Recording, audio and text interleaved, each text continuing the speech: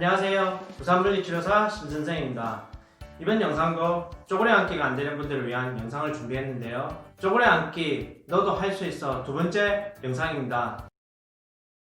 지난 영상에서는 발목 관절의 움직임 개선, 특히 경골과 비골의 움직임 개선에 관해 알아봤는데요. 이번 영상은 지난 영상에서 소개한 운동에 추가해서 하시면 더 좋은 효과를 얻을 수 있어 준비했습니다. 지난 영상에서는 쪼그레 앉기를 위해서 경골과 비골이 거골 위에서 움직일 때 잘 벌어져야 한다고 했는데요. 좀 더 디테일하게 얘기한다면 특히 비골의 움직임이 좋아야 합니다. 발목 관절의 움직임에서 경골은 고정되어 있는 반면 비골은 자동적으로 움직이게 됩니다.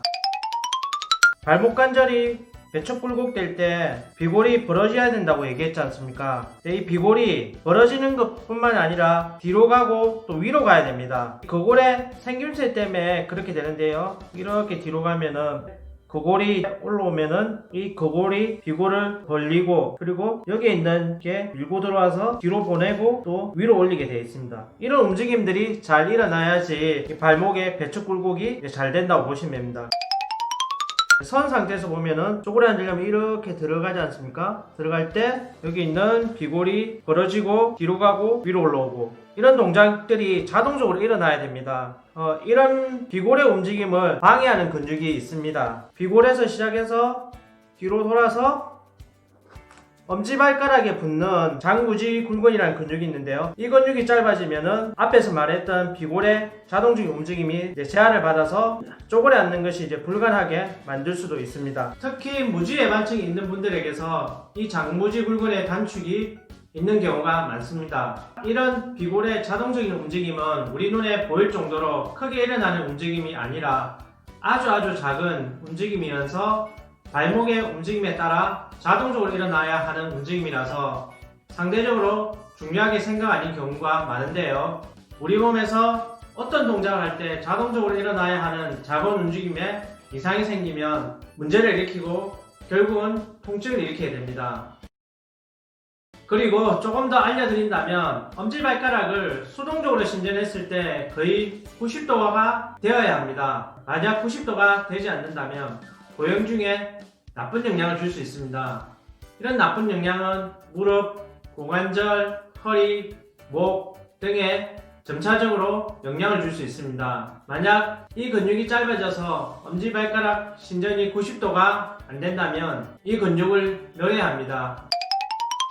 장무지 굴근이 짧아지는지 어떻게 알 수 있냐면요. 발목을 저축 굴곡한 상태에서 엄지발가락을 신전했을 때 90도가 되는데 발목 관절을 배척 굴곡한 상태에서 이렇게 했을 때 90도가 안 되고 당기는 느낌이 있다면 장무지 굴근이 짧아진 경우입니다. 이런 경우에는 스트레칭해서 근육을 늘려줘야 합니다.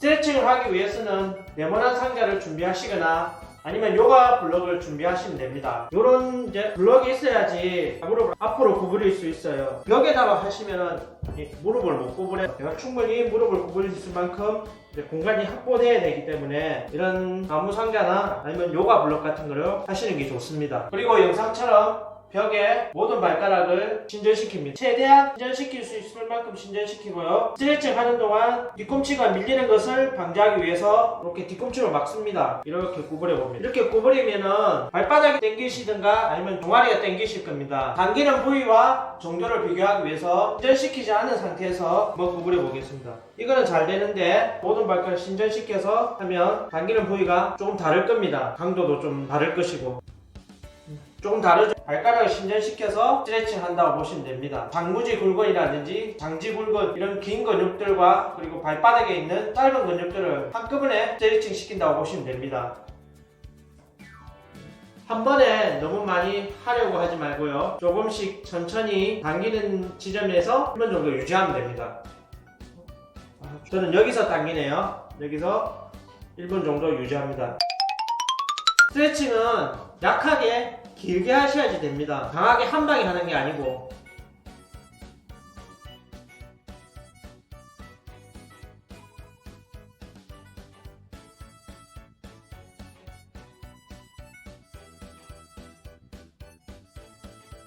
한 1분 정도 했잖아요. 그러면 살짝 돌아와서 한 10초 정도 쉽니다. 그리고 다시 꿈치 잘 고정하고요. 무릎을 앞으로 내밀면서 발목이 꺾이게 만드는 겁니다. 처음보다는 조금 더 갈 수 있어야 됩니다. 1분 정도 유지합니다.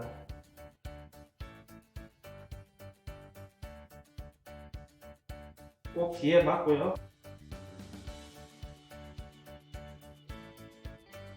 1분 정도 유지하시고요. 그리고 살짝 뒤로 와서 10초간 휴식하시고요.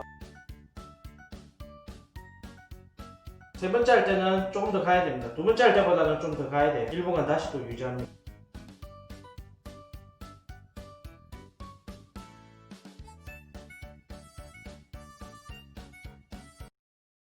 이번에는 이제 왼쪽을 하겠습니다. 오른쪽과 똑같이 하시면 되고요.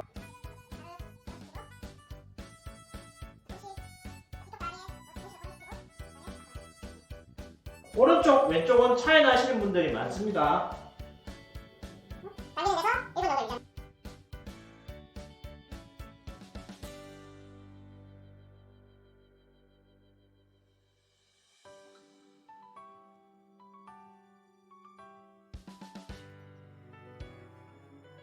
자, 1분 동안 다 했으면 다시 돌아와서 10초간 쉬시고요. 두 번째 갈 때는 처음보다는 조금 더 갈 수 있어야 됩니다. 처음보다 조금 더 가서 또 1분간 유지합니다.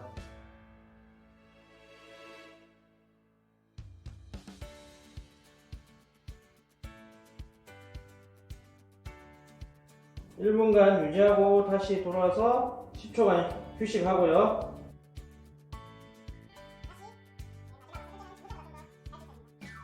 뒤꿈치가 바닥에서 이렇게 떨어지면 안 됩니다. 뒤꿈치도 꼭 붙어 있어야 됩니다. 뒤꿈치가 안 밀리게 오른쪽 다리로 막고 있어야 되고요. 스트레칭 할 때 이렇게 하시는 분들이 있는데 이거는 스트레칭이 아니에요. 당기는 지점에서 약하게 계속 유지해야지 근육이 늘어납니다.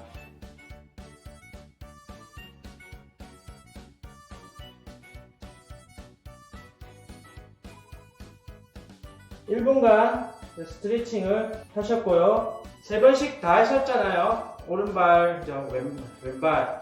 한번 쪼그려 앉아 보십시오. 처음보다는 분명히 쪼그려 앉는 것이 쉽고 편안할 것입니다. 이번 영상에서는 엄지발가락의 신전과 비골의 움직임에 영향을 주어 쪼그려 앉기가 안 되는 경우 장무지불근을 늘려서 쪼그려 앉기가 조금 더 쉽게 되는 운동을 알아보았습니다. 쪼그려 앉기가 안 되는 원인은 많이 있습니다. 제가 알려준 운동들도 하나의 원인을 해결하는 방법입니다. 끝까지 시청해주셔서 감사합니다. 구독, 좋아요, 알람 설정, 댓글 꼭 부탁드려요.